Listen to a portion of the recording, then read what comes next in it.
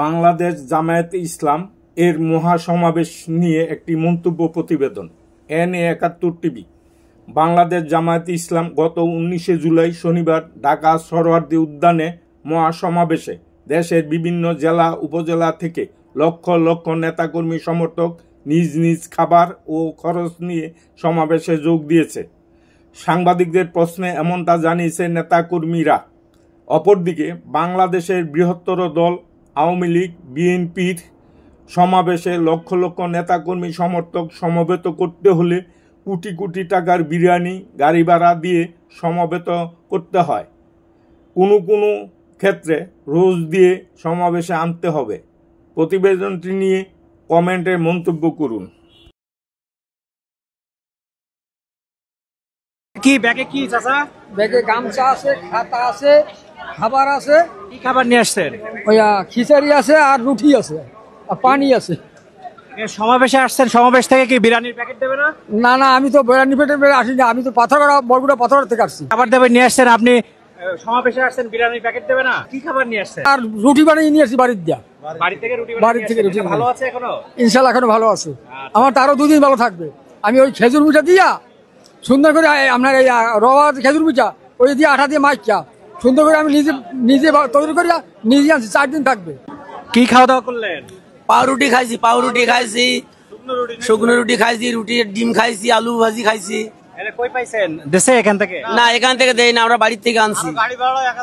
আর গাড়ি ভাড়া 1000 টাকা, পকেট খরচ প্রায় 1000। এগুলোই বন্ধ হবে না। বাংলার মানুষের মুক্তি অর্জন হওয়া পর্যন্ত আমাদের লড়াই অব্যাহত থাকবে। বলছিলাম, জামাতে ইসলামী যদি আল্লাহর ইচ্ছা এবং জনগণের ভালোবাসায় বাংলাদেশের মানুষের সেবা করার সুযোগ পায়, তাহলে মালিক হবে না, সেবক হবে ইনশাআল্লাহ।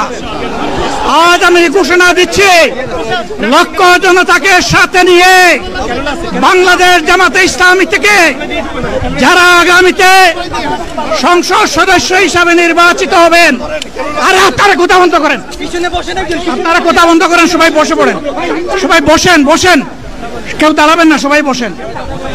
যদি আল্লাহর ইচ্ছায় জনগণের ভালোবাসায় বাংলাদেশ জামাতে ইসলামী থেকে সংসদ সদস্যরা নির্বাচিত হয়ে সরকার গঠন করেন, তাহলে কোনো এমপি, কোনো মন্ত্রী আগামীতে সরকার কিন্তু প্লট গ্রহণ করবে না। কোনো এমপি এবং কোনো মন্ত্রী ট্যাক্সবিহীন কোনো গাড়ি চড়বে না। কোনো এমপি এবং কোনো মন্ত্রী তার নিজের হাতে কোনো টাকা চালাচালি করবে না। কোনো এমপি এবং কোনো মন্ত্রী যদি তার নির্দিষ্ট কোনো কাজের জন্য বরাদ্দ পেয়ে থাকেন, কাজ শেষ হওয়ার সাথে সাথে বাংলাদেশের 18 কোটি মানুষের কাছে তারা তার প্রতিবেদন তুলে ধরতে বাধ্য হবেন। সম্মানিত বন্ধুগণ, চাঁদা আমরা নিব না, দুর্নীতি আমরা করব না, চাঁদা আমরা নিতে দেব না, দুর্নীতি আমরা সহ্য করব না।